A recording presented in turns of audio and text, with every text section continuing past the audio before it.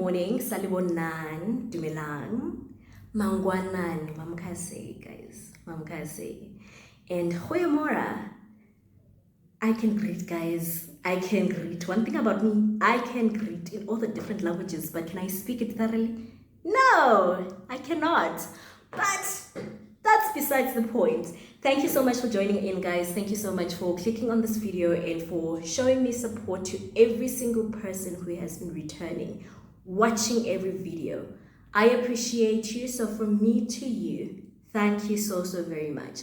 And to the people who are new, welcome, welcome, welcome. My name is Rutendo, and I share everything about adulting, and adulting from a person who is a psychology student and also a Christian. So if this is content that resonates with you, that you'd like to hear a little bit about, please watch the rest of the video and also go back to watch some of the previous videos that I've had in the past. I completely appreciate you going back and watching a little bit more on some of the things that I've done in the past. So today I was just like, let me continue on a topic that I've started over the past few weeks, and that's specifically going into trauma, discussing trauma and everything in between. So first I started with just going into coping with PTSD, and then I went into emotional regulation, and then after that, changing the narrative. And then now we're going into protective resources. Yes, I had to go back because the brain is not as young as it used to be. Not as young as it used to be. Guys, my short-term memory is interestingly bad. But anyway, it's all good because as long as we remember the things that are important, perfect. But anyway, let's get into it. So a few years ago, I came across a quote that stood out to me, and it's specifically that exposure to violence or exposure to anything distressing that threatens your physical well-being or even your life does not always mean that you will develop post-traumatic stress disorder. And I'm paraphrasing here, but I found that very, very hopeful. I found it very hopeful because for me, it's hopeful to hear that just because you go through something that is intense, that threatens you from the core emotionally and physically, doesn't mean that it's going to develop into something long-term that you're always going to be struggling with. And that is very hopeful for me because I always like to look at what can I do right now that can get me to a point of living a healthy life, that can get me to a point of not struggling to get out of bed every single day. Because let's not underestimate how powerful the mind is when it is put under pressure, because sometimes the things that we go through can break us, but it doesn't mean that it will break us. And for me, that is very, very hopeful. And I wanted to look at the idea that violence doesn't automatically cause PTSD, and the idea that violence can automatically cause PTSD actually underestimates the human capacity to not only survive, but to thrive in extremely, extremely severe and extreme adversity. And I think we're actually capable of more resilience than we give ourselves credit for. And that's what I wanted to explore today, because resilience can happen, but sometimes it means that we need to explore or create an environment that has some of the factors that actually does influence that resilience. And I think we live in a world with broken people. And I say broken from the Christian sense that it is a fallen world. And by that I mean that the pain that people experience, whether it's their parents being abusive towards them, sometimes can cause people to be abusive towards other people. or it is sexual assaults that people are exposed to at a young age. Sometimes it causes them to then perpetuate that cycle of sexual assault. And sometimes it's children sexually assaulting children. And sometimes desperately financial situations that people get into, whether it is not being able to afford shelter or not being able to afford food. Sometimes it can get people to desperate situations of being involved in crime in order to buy food or those basic necessities that we spoke about earlier on when I started this channel, just to be able to meet the physiological needs that they have at that point, or just to be able to make sure that they send their children to school. So sometimes desperate situations that people find themselves in cause them to do things that they never, ever thought that they would do in their lives. And even with me, I find that I've even done some of the things that I never thought that I would do. And I would be shocked, is this me? Really? Is this me doing this? Shocked at how even with being raised by great parents, even with some of the ideals that they passed down, that we made decisions that harmed other people, and being able to learn from that. But that's what I mean by sometimes we are in situations that contribute to other people being harmed by our actions. But it doesn't always mean that that person would develop post-traumatic stress disorder. And that's what I wanted to go into today.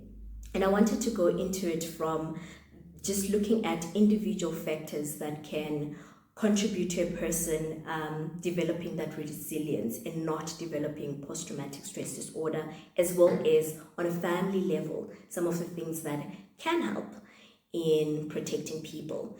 And I think why that is important is that a few weeks ago, I watched a video and this parent was like, I have children, but I cannot guarantee that my children will have a trauma-free life. So even though, yes, he used the word trauma, but I think rather to break it down, trauma is not the event. Trauma is the emotional response to something that is distressing or something that threatens your physical well-being, or something that threatens someone who was close to you, or that's basically what trauma is. So trauma is not the event, it is the emotional response. And we're not looking at 2 days feeling distressed. We're looking at a month long feeling distressed, or even longer, months, years, decades for some people, of being in a state of emotional distress based on something that was extremely distressing that they were exposed to at some point in their lives. So basically that's what post-traumatic stress disorder is. It's a long-term impact on one's emotional well-being. And like I mentioned before, it affects how we engage with the people around us. It affects how our relationship with even thinking about the trauma, having it in our minds. Sometimes we avoid, sometimes we respond emotionally to the things that we experience, and sometimes we are impacted by the trauma in a way that causes hyperarousal, hypervigilance, it causes anger, it causes anxiety, and all these different things. So that's basically what trauma is. It's the emotional response. And how to avoid it on an individual level is strong connections. I've probably said this 100 times, but human beings are social beings. And sometimes when you're feeling low, you need to borrow from other people in order to get to that point of being able to function well. And sometimes it means receiving encouragement or getting a hug when you're feeling not great. And it helps, or having a listening ear, and that becomes a way of just releasing some of the things that you've been carrying over a long period of time. I do not underestimate the power in just a conversation, because for me, one of the things that could have potentially been traumatic for me was being held at gunpoint and being robbed. They stole my phone and my gun. My gun. They stole my phone and my handbag, and I was driving, and yeah, so it was just a grab of my things, and it was potentially going to be a situation that could have literally scared the living hell out of me. It could have paralyzed me emotionally over a long period of time. But having that space to just be like, guys, I was terrified. I was not okay. Of just crying and being held by a loved one made a huge difference. And it gave me that release. And talking about it over and over again got me to that point where I was able to process how I was feeling and also release it at the same time. And the second thing is having hope and a positive outlook. And that's something that a lot of people who are struggling with suicidal ideation, for example, do not always have, because they are looking at the past and they're looking at the present. And because of maybe the negative circumstances or outcomes of the past and the present, they're struggling to look at the future in a positive way. You're just looking at how things happened and ascribing that to the future and saying that I don't want that. So that positive outlook is not always there. So it's just important that sometimes we have spaces that are able to encourage that positive outlook. And for me, that place is religion. That place is being a Christian. And I say this because there have been moments where hope was not hoping. It was genuinely not there. Not because I didn't want it and I didn't want to get to that point, but because sometimes the things that we see in our lives just literally affirm some of the fears that we have, because some of the narratives that we tell are based on the fears that we have about the future, whether it is unemployment. If you're in a state of unemployment like I am right now, and just thinking about it and saying that, snap, I've been getting a lot of rejections, and those rejections have been now starting to just offend me. I'm just like, really guys, this one looked like my job. It looked exactly like my CV. And now I'm starting to just be offended. Bombastic side eye. Criminal offensive side eye. Do you understand? But things like that. But going back into the Bible to say that, okay, maybe good things do come to people who wait. Maybe hope is not supposed to be based on a job, but it's supposed to be based in God. So sometimes hope has not been in something physical. Sometimes hope has just been in my faith. It has been going back to that, which is why for me faith is so important, because it has gotten me past some of the things that have been very gory, but I haven't stayed there because of faith. The next thing is problem solving, as well as positive self-esteem. And I find this important because sometimes we don't always have the most positive self-regard. And we don't always have the best perceptions of ourselves and our capabilities.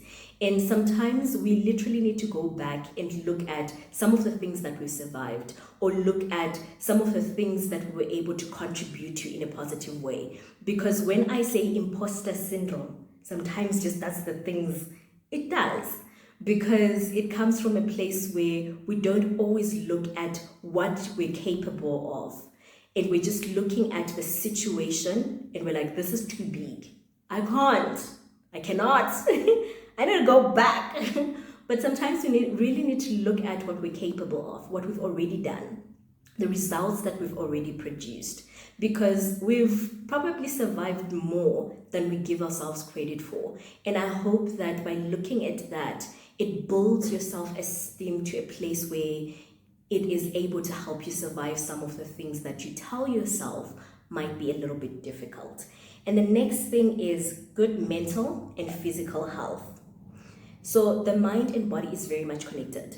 So most of the times, if you don't feel well physically, it does sort of get you to a point where your mind is also getting to negative spaces. And it's important that you're able to take care of your physical health. So that means eating well, that means exercising, because that allows your body to also release things like endorphins and dopamine and serotonin, and basically all these neurotransmitters or chemicals rather, literally lower your stress levels and make you feel a little bit more positive. So it's important that you take care of both your mental and physical well-being. That means take a look at some of the things that you're watching on a continual basis. So what is your YouTube algorithm looking like? What is your Instagram algorithm looking like? Because some of these things, if they're always on the negative, if they're always feeding negativity into you, you'll get to that point where you start to become exactly what you watch.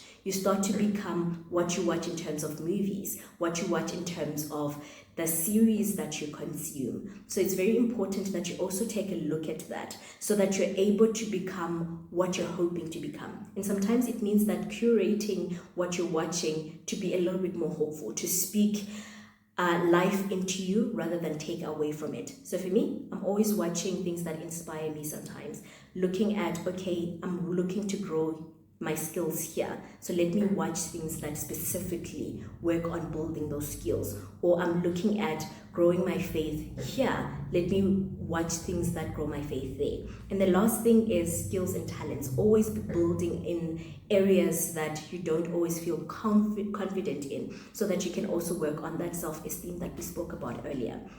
And then the family level, I have 4 points here. And the first one is parental resilience. I cannot tell you how many times I have learned to be resilient just by going back to some of the things that my dad went through and overcame. Because my dad came from a family that was not well off, but he works. The man worked for his family and he sacrificed a lot for his family to get to that point where we're able to be financially stable.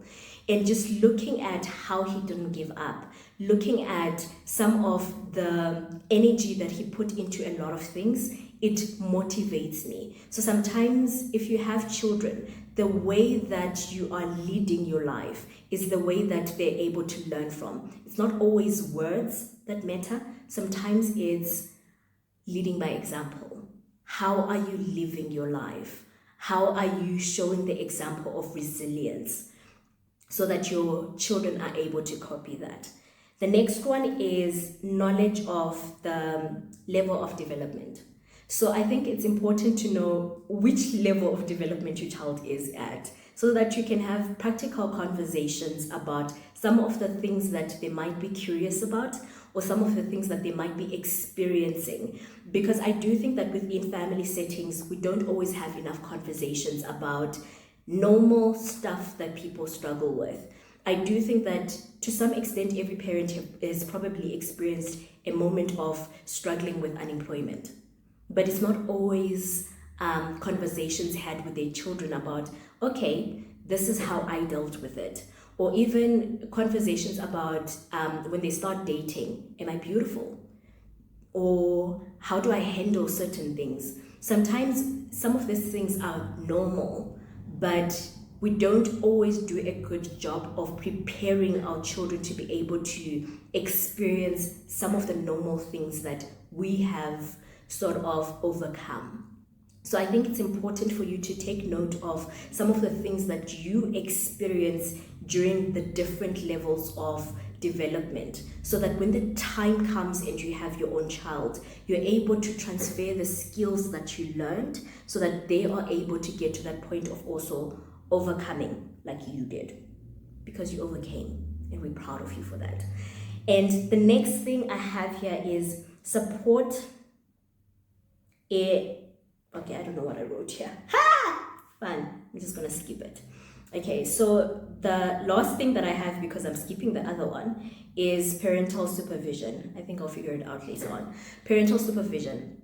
So sometimes it's important for us to also take a look at what questions is my child asking? What is concerning them? What are they hiding certain parts of themselves? Because most of the times when a child has been exposed to something very distressing, they start to sometimes experience shame. They want to hide it because they're told that, listen, you shouldn't tell your parent, blah, blah, blah. And they do hide it, or they start to withdraw within themselves. So it's very important for you to know, what is my child's personality like? Are they switching from a place where they're becoming, from a place where they were bubbly and they were always out and about and they were always happy to play around with people, to a place where they're reserved, or to a place where you start noticing them self-harming? So things like that, being able to supervise and being able to know your child is very important, so that you can implement the necessary supportive tools in order to be able to support them through what they're experiencing. Yeah, I think I'm not going to figure this out. So those are the 3 that I want to leave you with. So yes, I'm going to end the video here. Thank you so much for watching. I hope to see you again next week. Thank you, thank you, thank you. See you next week and stay blessed. Bye, people.